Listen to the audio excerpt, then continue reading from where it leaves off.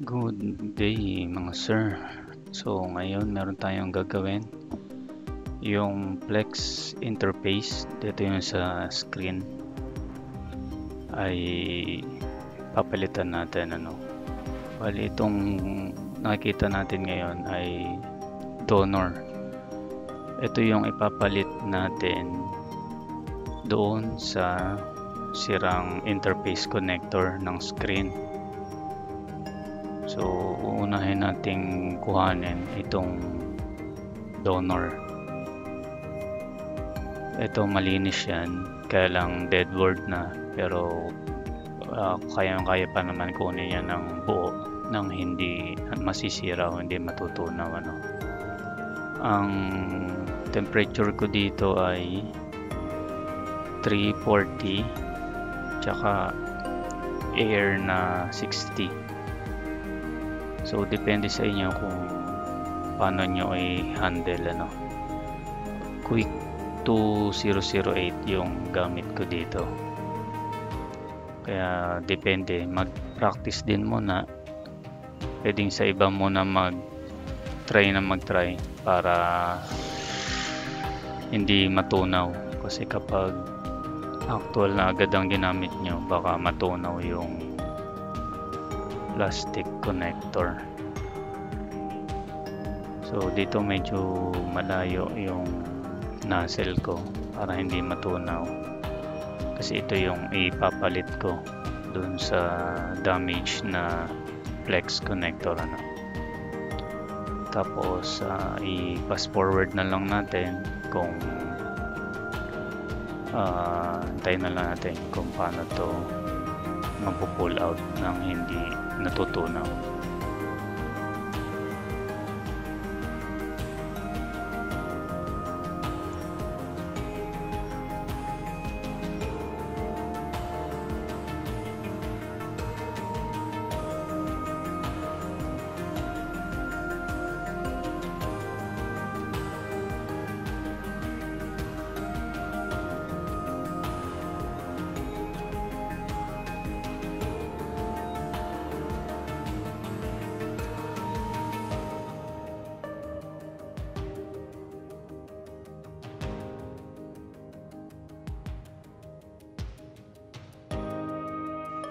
Okay, so ito na yung natanggal natin, yung donor.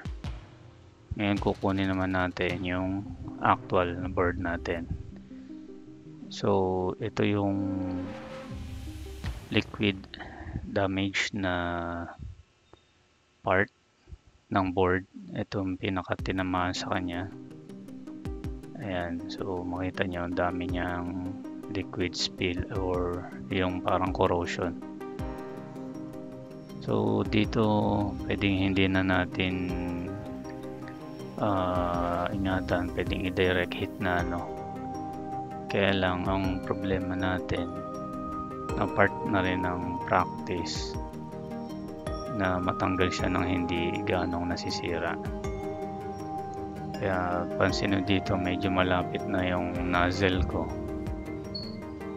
para lang mabilis matanggal pero mini-make sure din natin na hindi mababurn yung plastic para part na rin ng practice. So ito mabilis lang natanggal. Yan, ito yung pinaka-issue natin, yung ilalim. Ang daming corrosion kaya medyo blurred yung screen niya. Minsan meron, minsan wala. Ang gagawin ko dito, lalagyan ko lang to ng quick solder paste. Yan, quick melt ba yun ang tawag doon? Basta yung mabilis matunaw na solder paste. Low melt temperature yun, low melt temperature na solder paste, para mamaya paglagay natin ng donor o yung kapalit hindi na kailangang sobrang tagal, mabilis lang siyang lalapat. So ayan nakita natin nung ang hirap padikitin nung solder paste. Medyo madumi na kasi talaga yung board, no? So linisin lang natin to. Alcohol lang yung gamit natin sa paglilinis.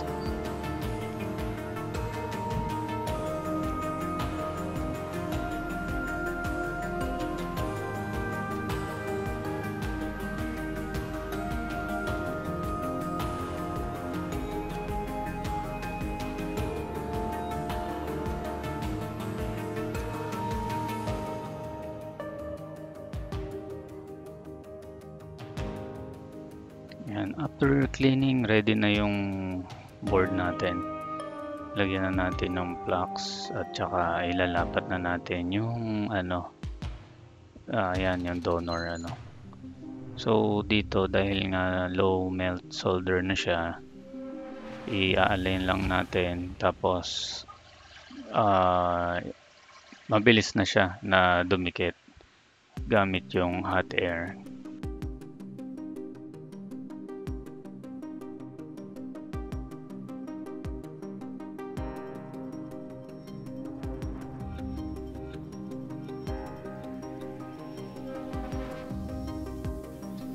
Okay, ito align na siya. Pwede na nating i-blow or gamitin yung hot air.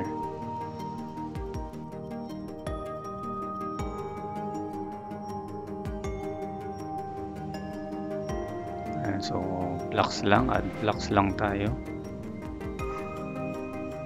Tatakpan ko lang yung plastic kasi bilis matunaw. Pero, ayan, kita nyo. Pag low melt solder yung gamit natin, hindi siya ganun katagal painitan. Dumikit na agad yung bandang taso, yung lock, yung blob sa taas dumikit na agad. So yung ngipin ay imamano-mano ko pa rin siya mamaya after natin i-hot air para make sure na walang hindi na dumikit doon sa board Oh, ayan, okay na siya. Oops, sumobra.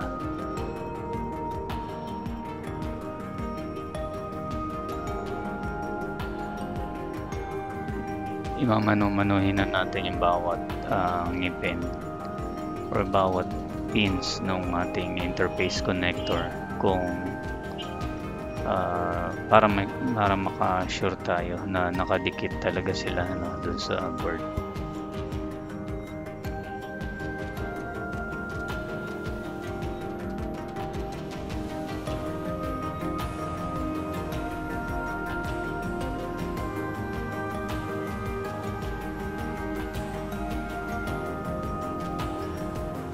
Yun, natunaw din yung plastic. Iingatan natin kanina na huwag matunaw. Tinama naman ng soldering iron, tunaw din.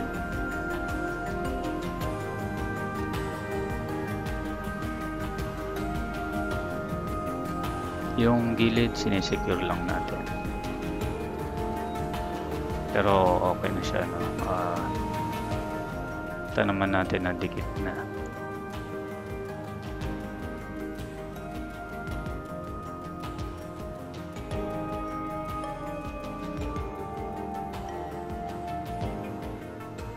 Okay, so final checking na tayo. Isa-isahin lang natin kung sturdy na o matibay ang dikit. Kapag may gumalaw dyan, ibig sabihin hindi pa siya nakalapat dun sa board natin. So, lahat yan, check natin.